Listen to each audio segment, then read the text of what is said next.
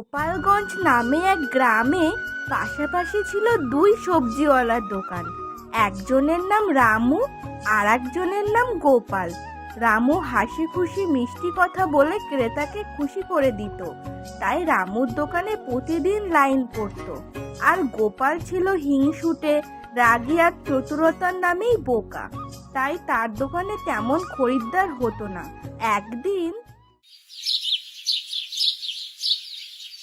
না, আর সহ্য হচ্ছে না। অনেক দিন ধরেই দেখছি, কিন্তু এবার এই রামুকে শিক্ষা দিতেই হবে। সব ক্রেতারা ওর কাছে যায় কেন?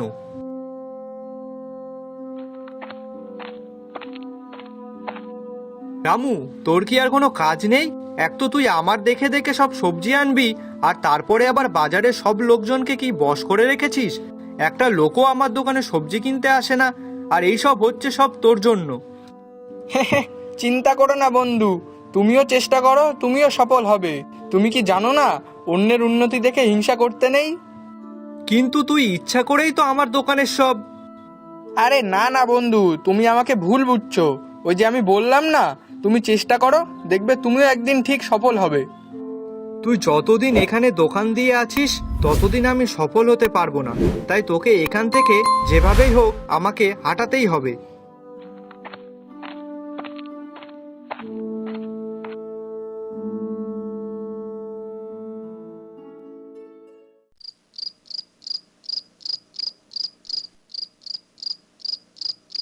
কি গো, কি হয়েছে?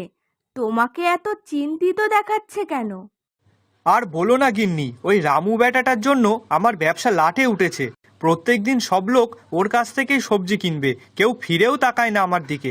এখন ওই রামুটাকে কি করে জব্দ করব তাই ভাবছি। ও আচ্ছা, এই ব্যাপার। হ্যাঁ গো গিন্নি। আচ্ছা শোনো তাহলে, আমি যা বলছি তাই করবে।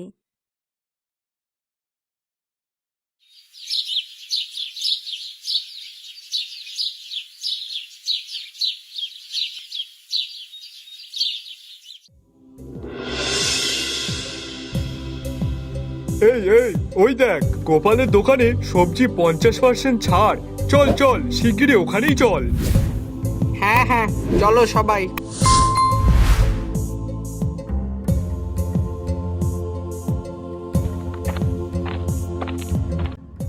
কি রে রামু, আজ এখনো তো সবজি বিক্রি হলো না?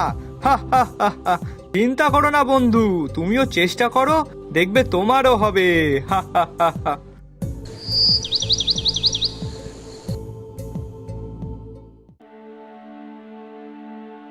ছি দাদা, আপনি সবজি 50% ছাড় দিয়ে পচা সবজি বিক্রি করছেন, এটা কিন্তু আপনার করা ঠিক হয়নি।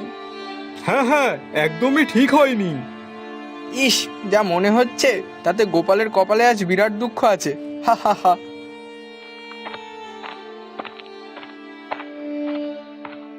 কি গো, কি হয়েছে?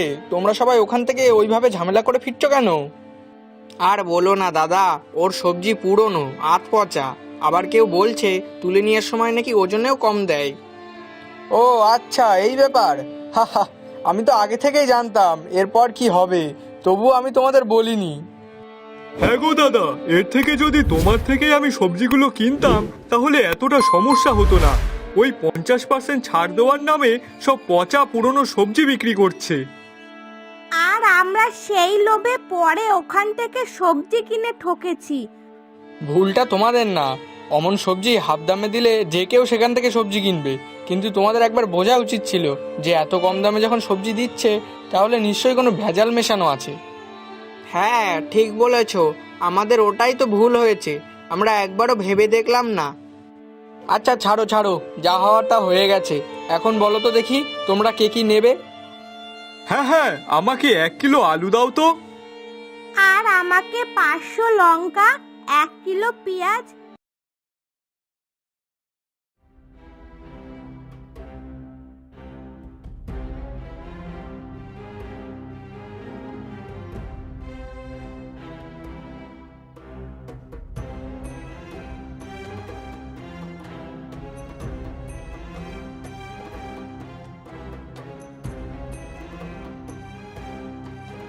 তুই তো আজ ছাড় দিসনি, তবুও সবাই তোর কাছে কেন?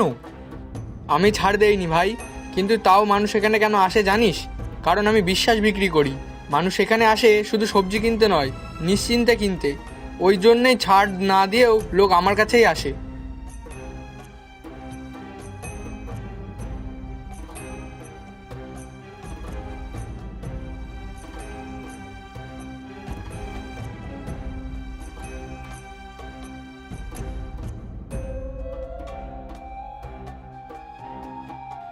গিন্নি, আমাকে একটু জল দাও তো আগে।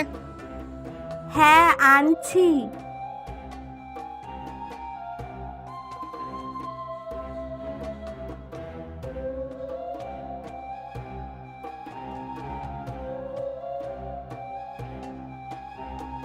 কি গো, কি হয়েছে? মাথা এত গরম কেন? আচ্ছা, মাথাটা একটু ঠান্ডা করো। আর কি হয়েছে সেটা আগে বলো। ওই রামুটাকে যতদিন না জব্দ করতে পারছি ততদিন আমার মাথা ঠান্ডা হবে না। কেন, আবার কি হলো?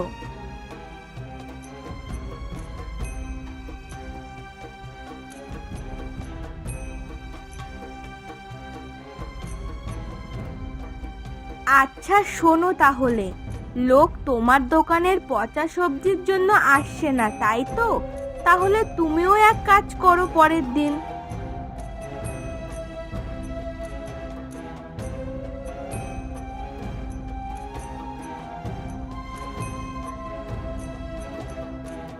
বাহ গিন্নি, বেশ ভালো একটা বুদ্ধি দিয়েছো।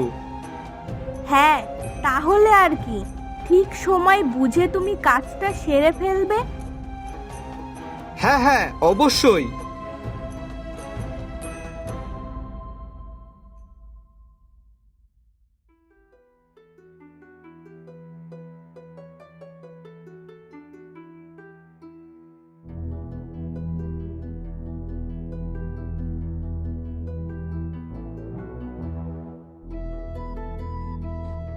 কি গো রামু দাদা, তুমি কিছু বলবে না? না গো, আমি মুখে কিছু বলবো না, আমি কাজে করে দেখাবো। আচ্ছা তুমি একটু সরে দাঁড়াও তো।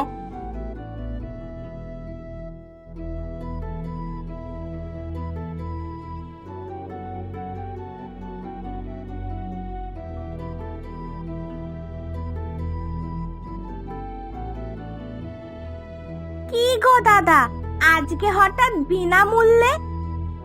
হ্যাঁ, আজ টমেটোগুলো একটু পচা আছে তো, তাই বিনামূল্যেই।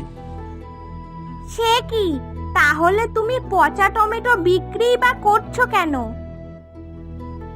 আরে এইসব ওই গোপালের কাণ্ড, আমি নিজে চোখে দেখেছি। ছি ছি, গোপাল এই কাজ করেছে? না না, এবার থেকে ওর দোকানে আর মোটেই যাওয়া যাবে না। গ্রামবাসীরা সবাই বুঝে গেল কে আসলে দোষী, আর তাই সেদিন থেকে গোপালের দোকানে কেউ যায় না এবং সবাই তাকে এড়িয়ে চলে। যার ফলে কিছুদিন গোপাল খুবই হতাশ ছিল, আর একদিন সে নিজের ভুল বুঝতে পারে।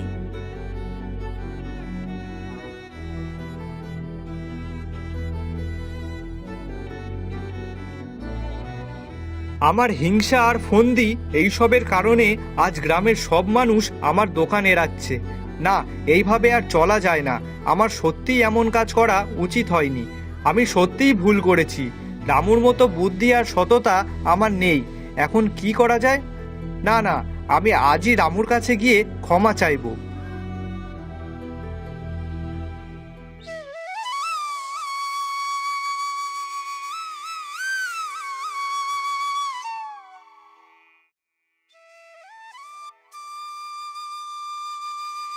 গোপাল, সকাল সকাল এখানে কেন? রামু ভাই, আমি ভুল করেছি। আমি হিংসা করেছি, ফন্দি বানিয়েছি। আজ বুঝতে পারছি শুধু সবজি বিক্রি করলেই হয় না, সাথে বিশ্বাসও অর্জন করতে হয়। দয়া করে তুই আমাকে ক্ষমা করে দে। গোপাল, ক্ষমা সবসময় করা যায়, কিন্তু মানুষ প্রতারিত করলে তার বিশ্বাস হারায়, আর বিশ্বাস পুনঃপ্রতিষ্ঠা করা খুব কঠিন। তবে হ্যাঁ, তুই চাইলে সব ক্রেতাদের মন আবার জয় করতে পারিস। তার জন্য আমি একটা ছোট টিপসও দিতে পারি। কি টিপস বল? তবে শোন, প্রথমে তুই তোর পচা টমেটোর ফন্দি বন্ধ কর, গ্রাহকদের সাথে সদয় হ, মজার কথা বল, কিন্তু কখনো কাউকে ঠকাস না। আর দিন শেষে নিজেকে প্রশ্ন কর, আমি কি আজকে কাউর ভালো করেছি নাকি কাউকে ঠকালাম? ঠিক বলেছিস রামু, আমি আজ থেকেই এটা চেষ্টা করব। এরপর গোপাল দোকান খোলার নতুন নিয়ম তৈরি করলো।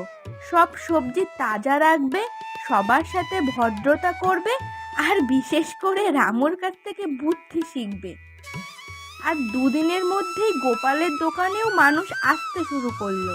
কিন্তু এবার তারা শুধু সবজি কেনার জন্য নয়, গোপালের হাসি আর ভালো আচরণ দেখেও আসতো। হিংসা আর ফন্দি যে কখনো স্থায়ী হয় না, তা তোমাকে দেখেই বোঝা যায় গোপাল। ঠিক বলেছ, সত্যি বুদ্ধি আর সততা সবসময় জয়ী হয়। দেখলেই বোঝা যায় যে মানুষ বুদ্ধি দিয়ে শিখতে চায়, সে নিজের ব্যবসা ও জীবন উন্নতি করে। গোপাল, সত্যি তুই ঠিক পথেই এগোচ্ছিস। আর সেই দিন থেকে রামু আর গোপাল শুধু সদরই সবজিওয়ালা নয়, গ্রামে বুদ্ধি আর সদয়তার প্রতীক হয়ে গেল। বন্ধুরা, তাহলে আমরা আজকের গল্প থেকে শিখলাম বুদ্ধি আর সততা এই দুইয়ে মেলে সাফল্য। হিংসা শুধু দোকান নয়, মানুষকেও পচিয়ে ফেলে।